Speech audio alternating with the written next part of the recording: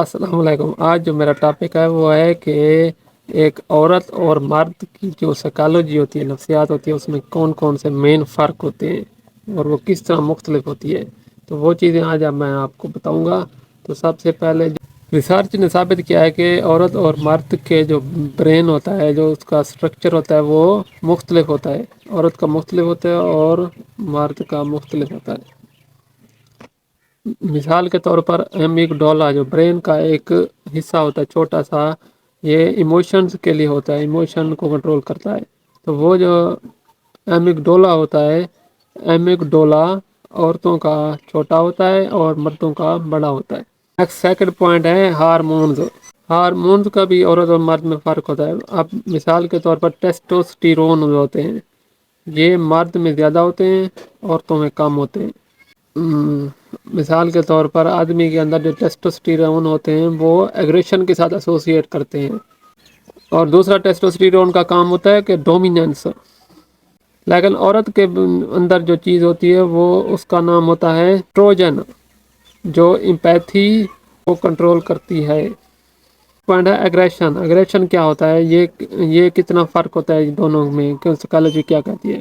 مرد زیادہ ایگریسو ہوتے ہیں عورتوں کے مقابلے میں۔ اس کی وجہ کیا ہوتی ہے، ٹیسٹوسٹیرون مرد میں زیادہ ہوتے ہیں۔ اب چوتھا پوائنٹ ہے ایمپیتھی۔ ایمپیتھی سمجھ لیں احساس کو کہتے ہیں۔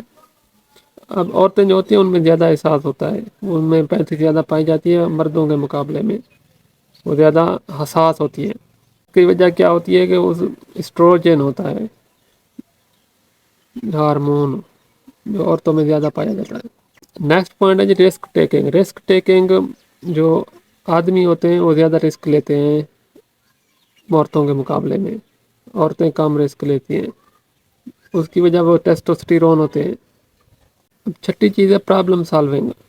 پرابلم سالونگ مردوں میں زیادہ ہوتی ہے، عورتوں میں کم ہوتی ہے۔ عورتیں بڑے بڑے مسئلے حل نہیں کر سکتی، لیکن ان کے بھی مائنڈ میں کچھ نہ ان کا مائنڈ بھی اچھا ہوتا ہے۔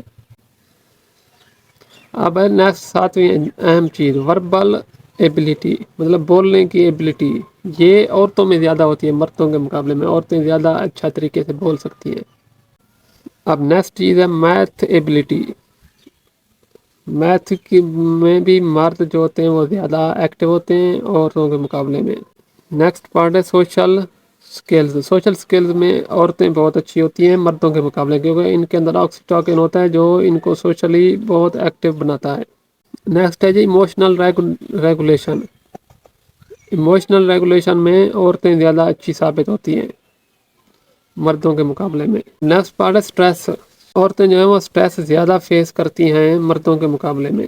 اس کی وجہ ہوتی ہے کورٹیسول، یہ بھی ایک ہارمون ہوتا ہے جو عورتوں میں پایا جاتا ہے، یہ جو سٹریس کی وجہ بنتا ہے۔ نیکسٹ ہے ڈپریشن۔ ڈپریشن بھی عورتوں میں زیادہ پایا جاتا ہے، اس کی وجہ بھی وہی کورٹیسول ہوتا ہے۔ مرد اپنے ڈپریشن کو زیادہ طور پر کنٹرول کر سکتے ہیں۔ نیکسٹ ہے انگزائٹی۔ انگزائٹی بھی مردوں کے مقابلے میں عورتوں میں زیادہ ہوتی ہے، کیونکہ اس کی وجہ وہی کورٹیسول ہوتا ہے جو ہارمون ہوتا ہے، یہ ایگزیکٹ اسی کے بارے میں ہوتا ہے۔